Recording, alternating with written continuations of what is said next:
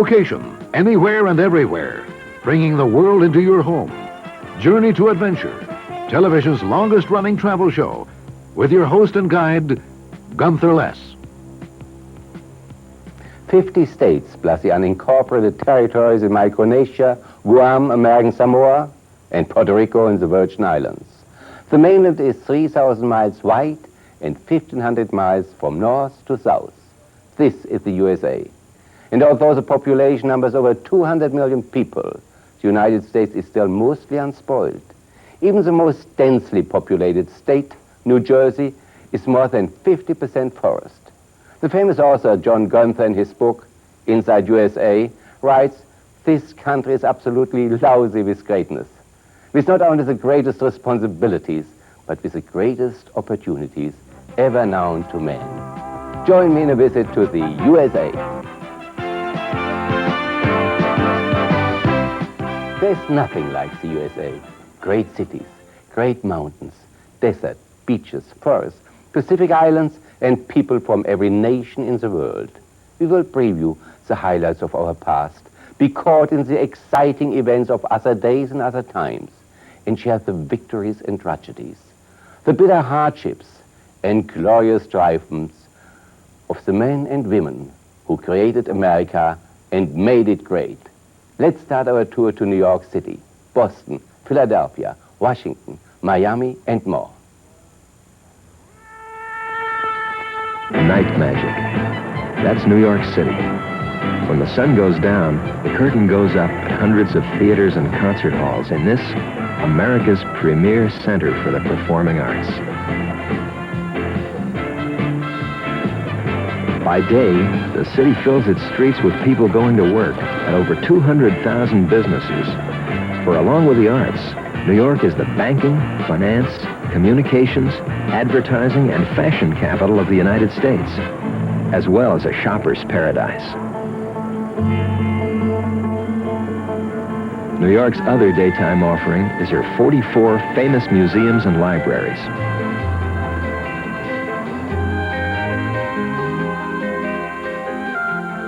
Yet the energy displayed by New York is equally matched by one of nature's own awesome sights.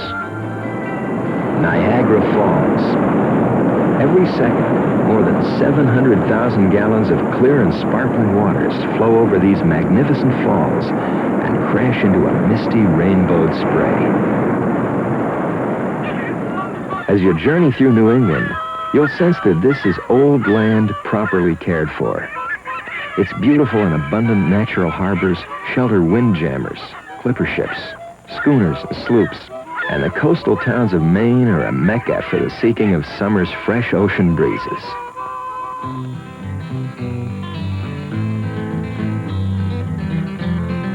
The bounty of the sea is placed before the visitor in traditional clam bakes that take place throughout New England during the summer. Steamed clams, sweet corn on the cob, and succulent lobster top the menu.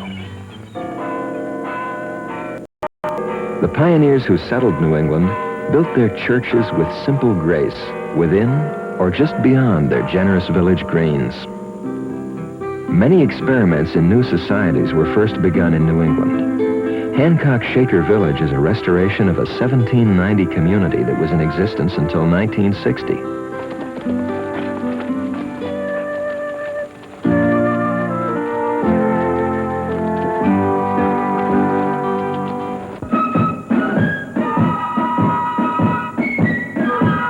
Old North Church and statue of Paul Revere to Philadelphia, home of the First Continental Congress, thousands of historical sites pay tribute to the struggle for the birth of a nation.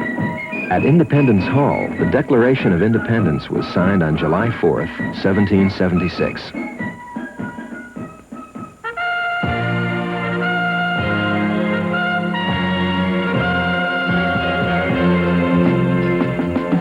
Within Washington, D.C., the nation's capital, magnificent marble and stone memorials pay honor to those leaders whose vision helped to make the grand experiment work. Washington's many museums pay tribute to more recent achievements.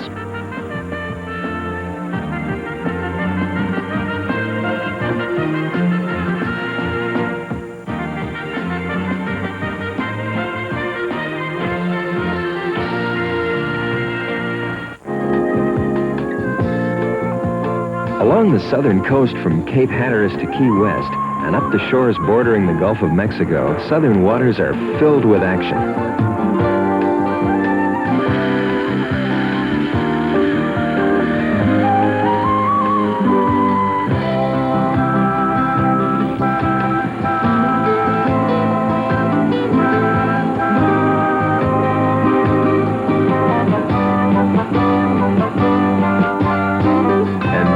There's Miami Beach, the crown jewel of Florida's Gold Coast, a vast resort area featuring over 600 hotels.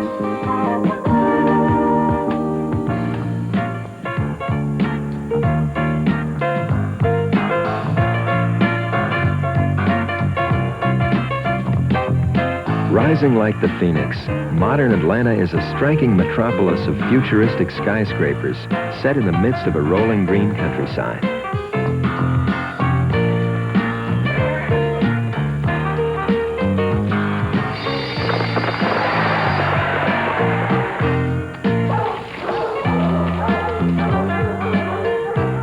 There are hundreds of things to see and do in the South for native and traveler alike.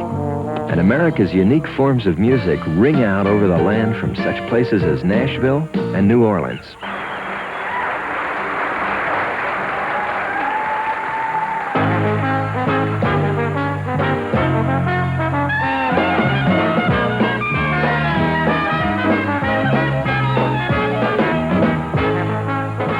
The mixing of Creole and Cajun cultures has created in New Orleans a cuisine unique in all the world.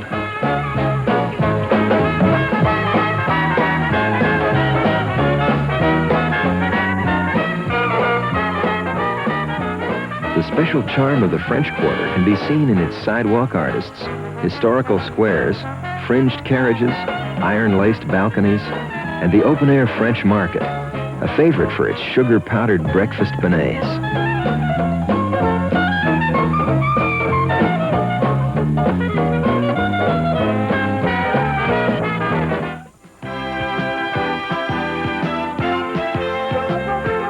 The United States is the fourth largest country in the world after the Soviet Union, Canada, and China. There is no end to the variety to be found here. Even the climate ranges from Arctic to year-round summer or steamy summers with blustery winters. And now let's see Chicago, St. Louis, the national parks, San Antonio, Las Vegas, Los Angeles, San Francisco, Alaska, and Hawaii.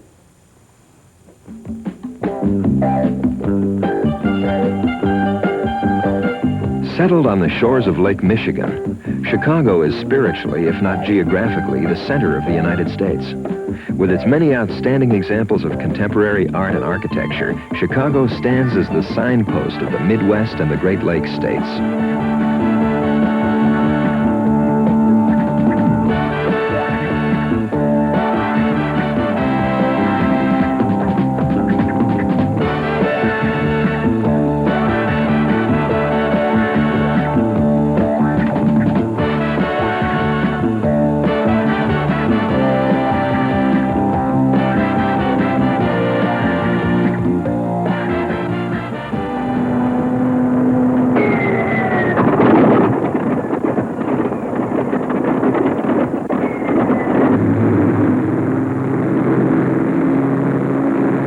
The fabled Tin Goose, flagship of the world's shortest airline, hops from Port Clinton to Put-in Bay and many of the other lovely Lake Erie islands that lie off the coast of northern Ohio.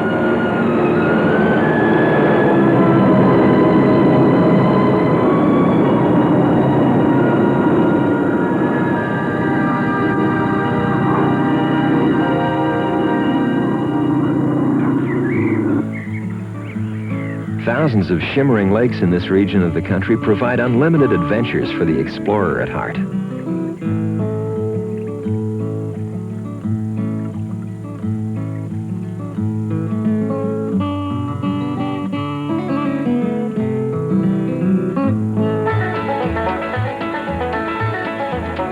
The beautiful Wisconsin Dells feature a water-trailed wonderland winding through fantastic rock formations and mysteriously shaded canyons and glens.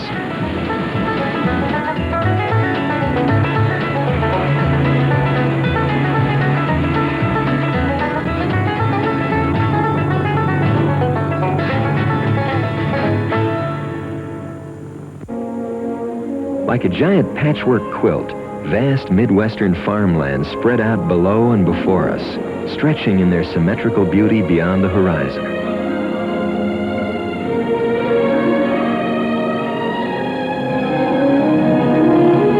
Gracefully curving to a spectacular height of 630 feet, the gleaming Gateway Arch in St. Louis, Missouri, symbolizes the opening of the great American West.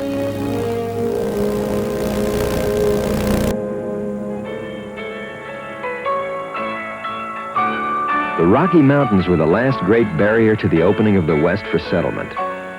Today, the Mountain West is synonymous with outdoor adventure and a unique freedom of the human spirit. And for sheer, incomparable visual beauty, the sightseer and sports-minded alike will not be disappointed.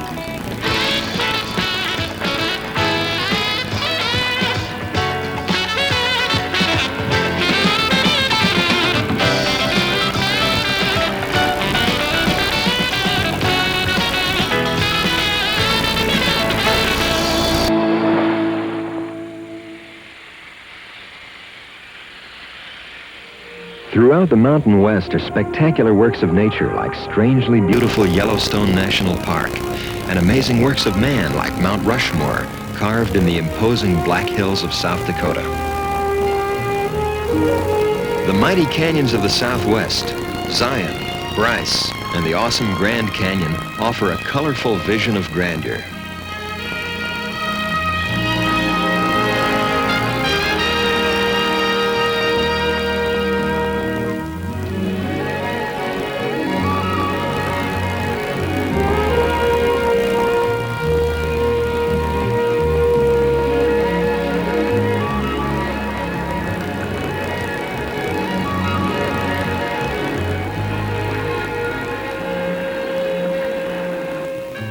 The oldest major city in Texas is surprisingly modern San Antonio, whose river flows among flower-bedecked banks lined with the quaint shops and restaurants of the romantic river walk, the Paseo del Rio.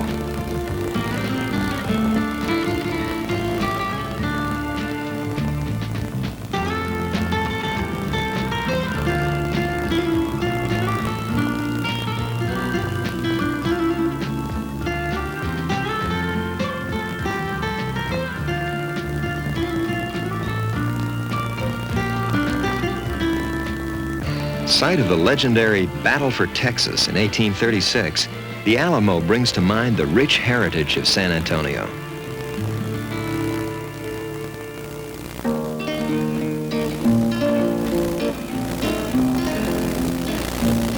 Capital of New Mexico, the land of enchantment, Santa Fe was the first provincial capital of the New World.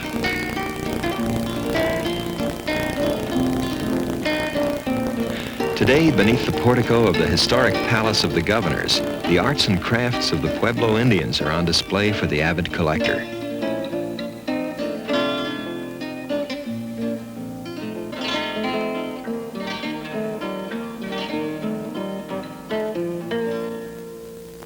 A visit to a dude ranch makes a perfect vacation.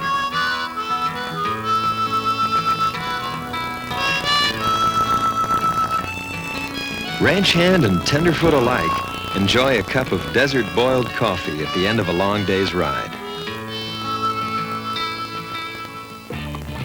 Out of the shining desert sands of Nevada bursts Las Vegas, city of the 24-hour day.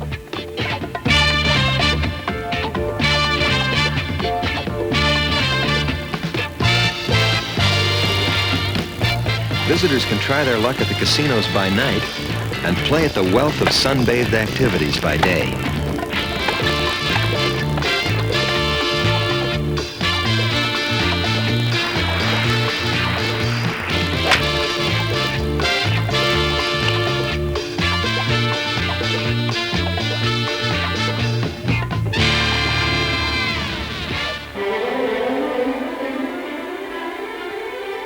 Southern California, land of the surf, land of the sun.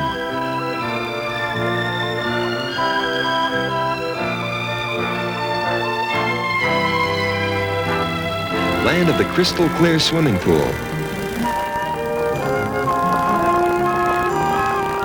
and land of the make-believe sets many of the trends for the rest of the nation to follow. And from within, Los Angeles has grown to become a major center for all the arts. Along the Southern California coast, active beach towns like Newport and Laguna and La Jolla are nestled between the Pacific Ocean and the highway leading south.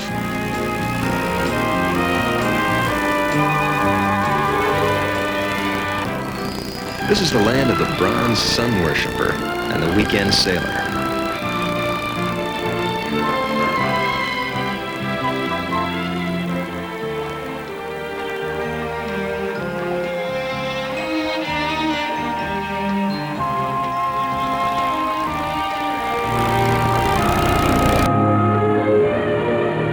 Getting away from it all can be as easy as a leisurely cruise in San Diego Harbor or a short flight on a seaplane to romantic Catalina Island.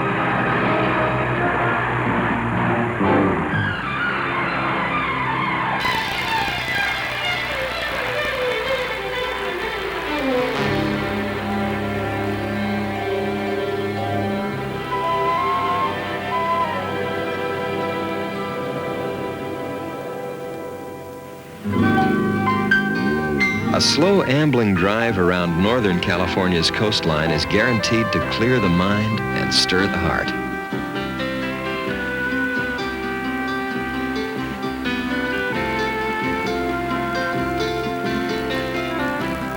Here, nature has a way of romancing mortals with her timeless beauty. The town of Monterey has long inspired the brushes and words of the appreciative artist.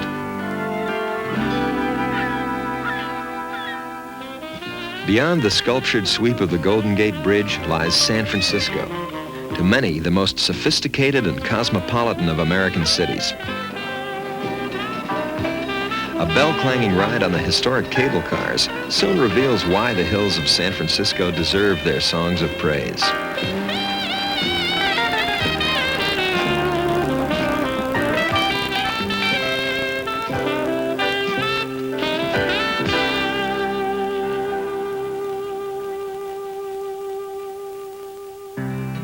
Seattle, Washington, evergreen and everlovely, is the inviting gateway and center of maritime activity for the great Northwest.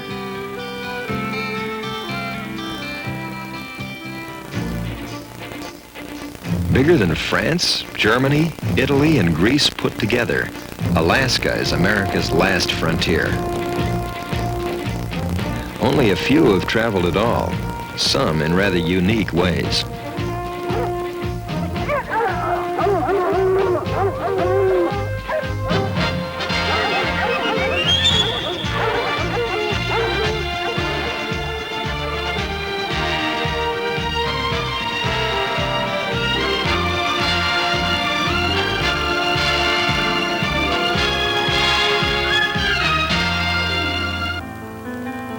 America's 50th state might have been known as Paradise, had not its string of pearl-like islands already been named Hawaii.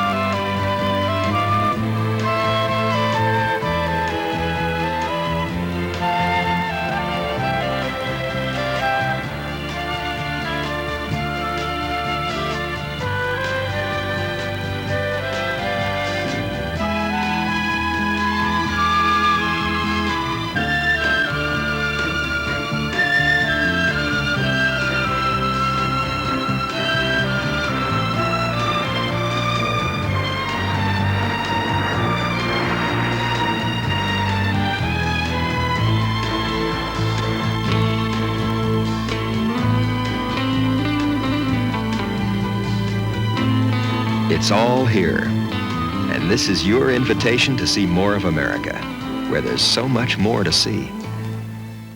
We have seen the Midwest, the mountain states, the Pacific coast, the Northeast, the South, the Southwest, Alaska and Hawaii. When traveling overseas, I'm often asked, how much time should we allow to see the United States of America? It could take a lifetime. Maybe the only answer would be, come here on many trips. Every time see one part of the country, and every time stay as long as you can. Now is the time in starting planning your trip in the USA. I'm Gunther Less, saying so long until our next visit and our next journey to adventure.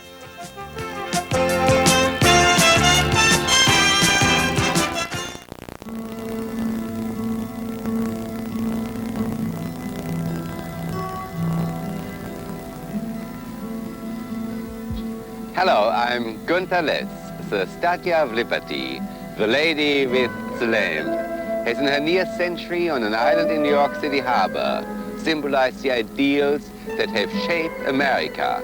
Ideals of freedom, liberty, the hopes and dreams of a brave new world. We are on that island today to explore the fascinating history of this American landmark as Journey to Adventure visits Miss Liberty of New York Harbor.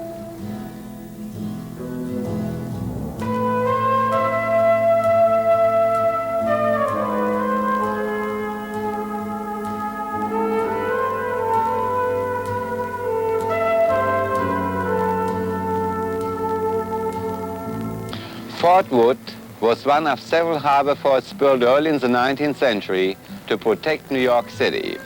This stone pavilion, shaped like a star, was once a gun platform of Fort Wood on Bedloe's Island, one of the many islands in the busy harbor of New York. The island is now called Liberty Island, and the promenade now leads from the boat dock where thousands visit on an average day to one of the wonders of the New World, perhaps the most cherished landmark of the American spirit, the Lady called Liberty. A massive structure of concrete and copper. She towers over the horizon like a legendary colossus. She was called the New Colossus, Liberty enlightening the world, a gift to America in the name of international friendship on the centennial of our Declaration of Independence. Today, not only will we climb to the crown of the monument for the breathtaking view, we will travel back in history to watch the lady herself being assembled on the other side of the Atlantic, and the drama surrounding her arrival to our shores.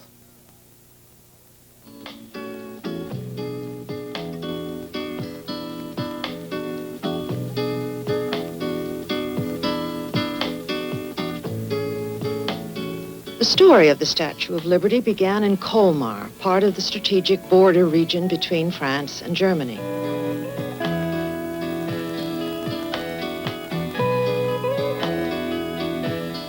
In this peaceful hamlet, which was a center for artists, musicians, craftsmen, Frederick Auguste Bertholdi, creator of the Statue of Liberty, was born.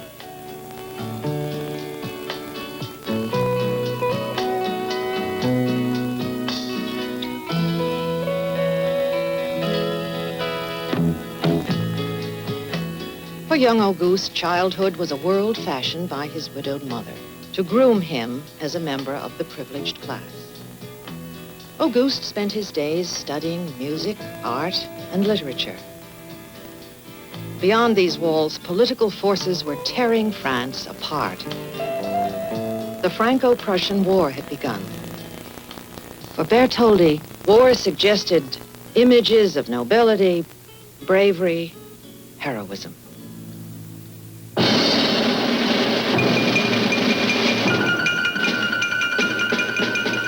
Bertholdi enlisted in the National Guard. But all too suddenly, his dream of a glorious victory was smashed by the harsh reality of France's swift and humiliating defeat. Colmar was lost to Germany.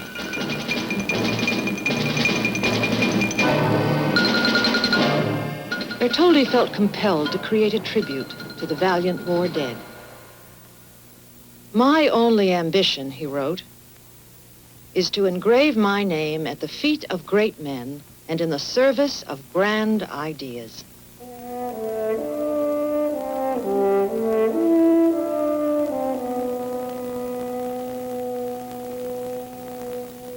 But Bertholdi did not begin his artistic career as a sculptor.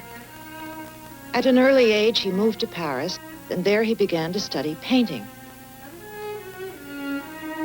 He soon felt frustrated and incompetent, writing to his mother, It's not working out at all. He turned to sculpture and discovered the means to harness his creative energies.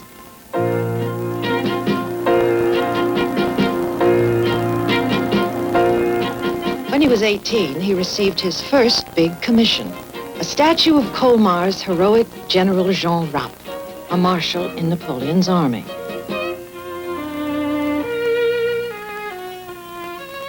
In his study is a model of his largest work in Europe, a granite lion, dedicated to the defenders of the town of Belfort, who held off the German siege force even though most of France had fallen. For Bertoldi, the lion was a symbol of France's defiance of her enemies.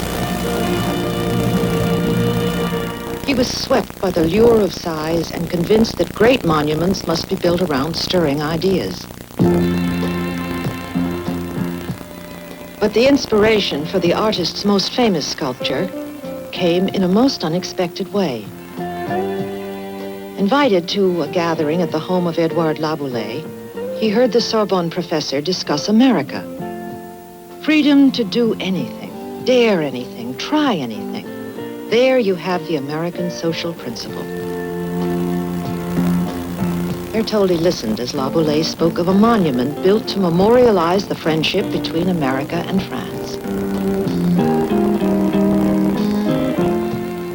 To many present, it was a passing remark, but Bertoldi was impressed, and for 7 years he thought about it. But what form should the monument take? Where should it be placed? Who would pay for it?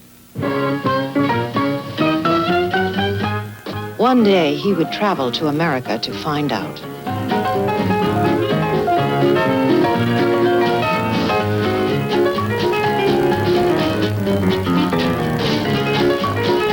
On June 12, 1871, Bertoldi wrote, "Dear Mother, have arrived safely in New York City. It is not exactly what I expected. Everyone is running to and fro, pressed by the stomach ache of business. It seems to me Americans don't know how to live. In New York City, there are 250 churches and 1,208 banks, one indistinguishable from another."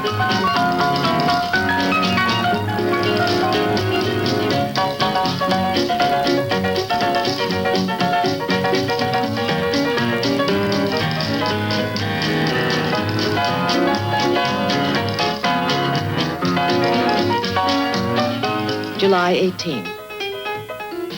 America continues to astonish me. There seems to be no order, certainly no consistency. It is incredible, such growth. I cannot understand how all this happened in such a short time.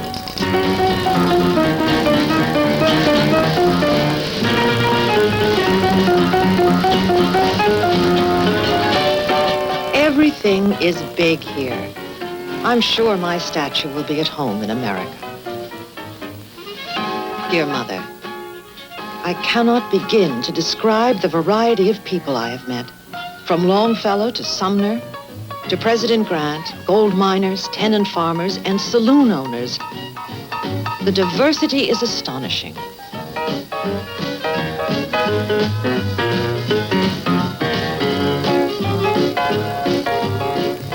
I've been asked to paint a portrait of Mormon leader Brigham Young, the happy husband of 16 wives. The Mormons are fascinating, but not particularly wealthy. I am troubled. I can't seem to find an image that represents this great nation.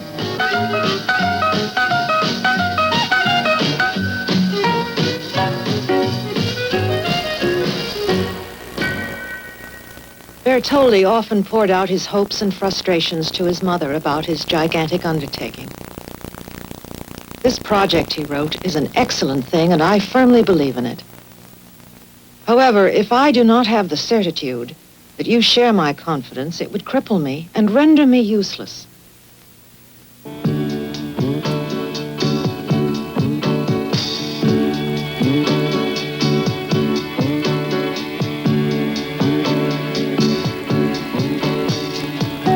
She would always be an important influence. Auguste secretly confided to friends that his mother was his model for the Statue of Liberty. His first design was based on an earlier idea for a lighthouse at the entrance to the Suez Canal, and influenced perhaps by his desire to place the statue in New York Harbor. The statue slowly evolved, a symbol for the new form of liberty he had experienced in America. But even as he worked, Bertoldi and his supporters were trying to solve another problem, which sculptors always had to face: how to raise enough money to make his dream a reality. Suppose that travel from Battery Park, it's the lowest tip of New York City, to the dock here at Liberty Island, take no more than 15 minutes, and bring visitors on an hourly schedule every day of the year.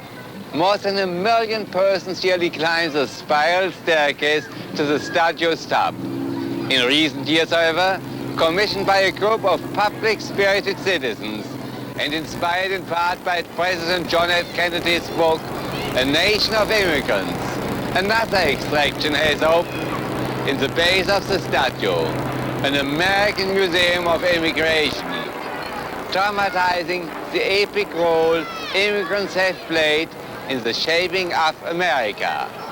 Treasured old photographs, rare films, and personal memoirs tell of the hardship and the triumphs faced by those immigrants crossing the Atlantic, whose first vision of America from Ellis Island or from Castle Garden was the lady with a torch in New York Harbor.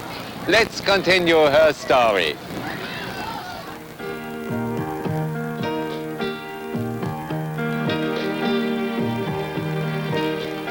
France has always been a patron of the arts, graced by structures majestic, beautiful. The proper setting for a history of glory, ceremony, grandeur.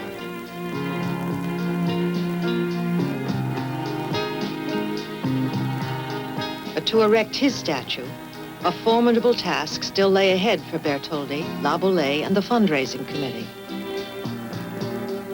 They had approached the traditional sources of support for sculpture: the municipalities, the central government, the aristocracy.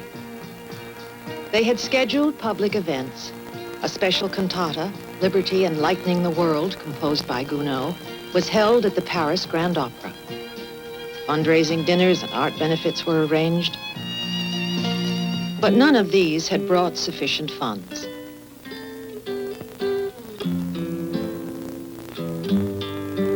So they went directly to the French people. Bertoldi said, they will decide Liberty's fate. A national lottery was organized. A few hundred supporters soon grew into hundreds of thousands. 1 million school children donated 300,000 centimes to the statue fund. It became a movement of the French people. Working men, tradesmen, shopgirls, students joined Liberty's cause.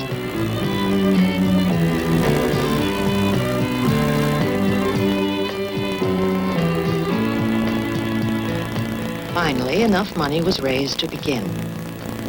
The work of one man's hands would become the work of many hands.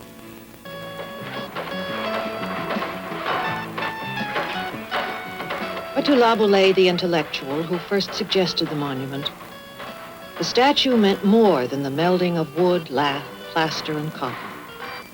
It meant more than the symbol of friendship between two nations, more than the historical truth that without the help of French armies, America might not have achieved her independence. For Laboulaye, the statue was a political symbol, stating his hope that the form of government that had evolved in the New World might serve as a model for the Old.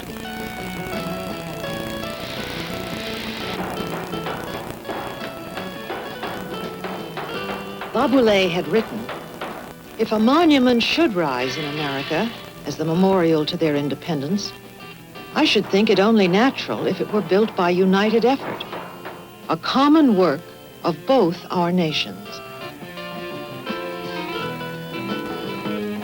Soon, thousands of people came to Bertoldi's Paris workshop to visit Liberty's construction site, including the President of the United States, Ulysses S. Grant.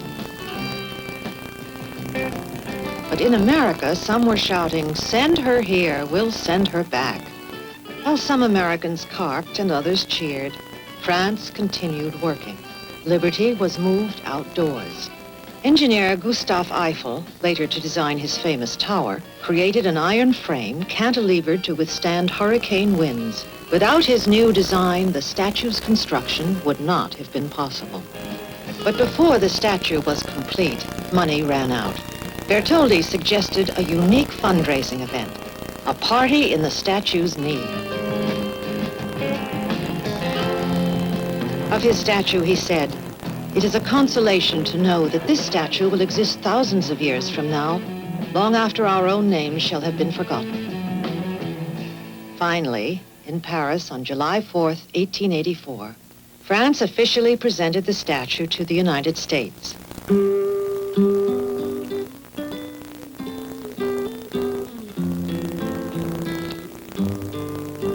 But America, who had agreed to provide the statue's pedestal in New York Harbor, was not yet ready. To raise funds, the arm and torch went on exhibition in Philadelphia. Philadelphians were thrilled. The statue can rest here as a memorial to the Declaration of Independence. Americans began to embrace the idea of the statue, but faced with the prospect of paying for the pedestal, they were far from generous. The Evening Telegram satirized Americans who were acting as if they'd forgotten the statue was coming and commented with sarcasm, "We've reminded you often enough." Others commented, "If America doesn't get going on the pedestal, she'll be past her prime before we get her over here." Joseph Pulitzer, publisher of The World, was angered by America's indifference. December 5th, 1884 editorial. More appropriate would be a gift of a statue of parsimony than a statue of liberty, if this is the appreciation shown. The statue was paid for by the French people. Let us respond in like manner. Let us hear from the people. The World printed the names of every donor. We acknowledge the generous contribution from the Arctic Fire Engine Company #1 of Milford, Connecticut. I have lost 25 pounds and I'm happily sending in a penny per pound. May heaven help you in your good work. It seems that New York's rich men do not. Enclosed $7.25. And after a whirlwind campaign of 21 weeks, Pulitzer achieved his goal. The mayor of New York declared, "When the colossal figure is placed in New York Harbor, this city will indeed be exalted among all cities of the world by modern art."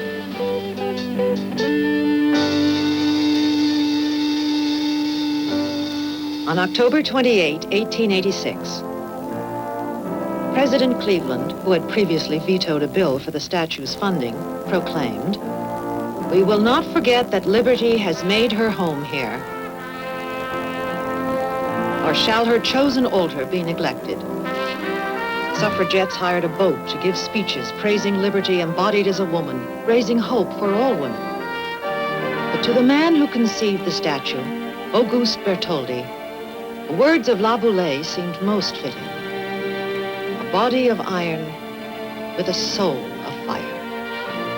She had been created to symbolize the alliance between America and France, to cement their common ideals, liberty, freedom, equality, the shared aspirations of their people. Bertoldi had called her Liberty Enlightening the World, but already that meaning was changing. The poetess Emma Lazarus named her Mother of Exiles, giving her a new meaning. Give me your tired, your poor, your huddled masses yearning to breathe free, the wretched refuse of your teeming shore. Send these, the homeless, the tempest-tossed, to me. I lift my lamp beside the golden door. And in July 1986, Liberty Weekend was celebrated in honor of the statue's 100th birthday. A complete restoration and cleaning was financed by Americans, from school children to corporations, to keep our national symbol standing tall. The Statue of Liberty and the island on which it stands are maintained by the United States Department of the Interior International Park Service, as are the American Museum of Immigration and the newly renovated Ellis Island. No visit to New York City should be complete without a journey to these stirring national monuments. I'm your host, Gunther Less. Join me on my next journey to adventure.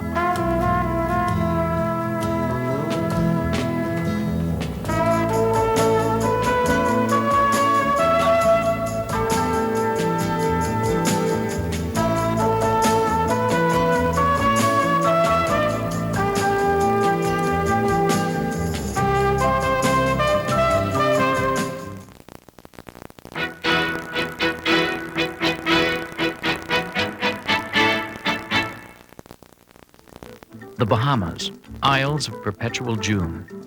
Treat yourself to sparkling blue-green waters, pristine stretches of white sandy beaches, and the high-level excitement of a winning streak at the gaming tables of a glamorous casino.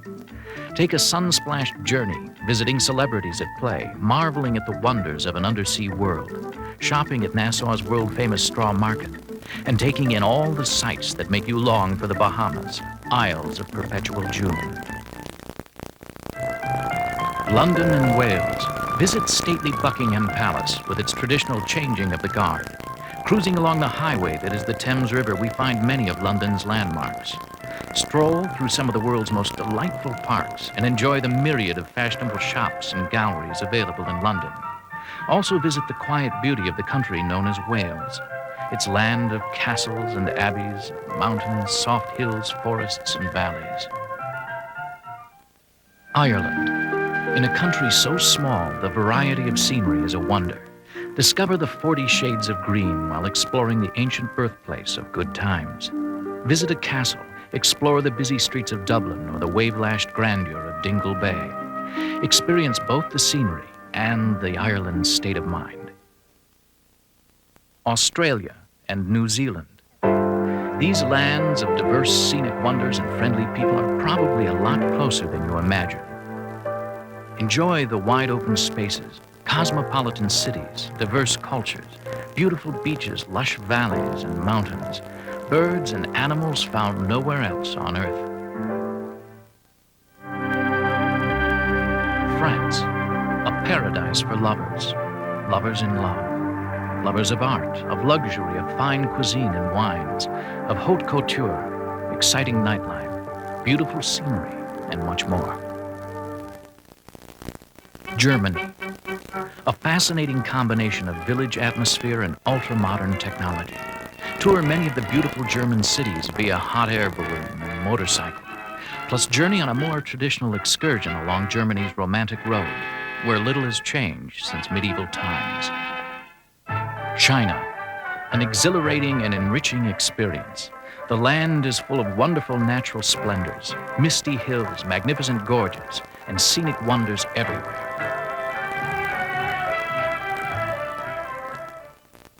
Switzerland. From the alpine mountains and glaciers that make up the heart and soul of Switzerland, to the sophistication of her cosmopolitan cities. Visit the picture book perfection of the quaint towns and villages, and enjoy the sunny, balmy climate of the south. Denmark and Sweden. Travel through Denmark, visiting her beautiful, serene countrysides, charming seaside towns, and the excitement of the Tivoli Gardens in Copenhagen. Also enjoy Sweden, the land where the sun sometimes never sets. Revel in the natural wonders of the land, the vibrant cities, fine food, shopping delights, and the charm of the friendly people of Sweden. Also available now in the Passport Travel Guide series are these exciting destinations: the Arctic and Antarctica, Egypt and Morocco, the Himalayas, the Cook and Easter Isles, and Micronesia.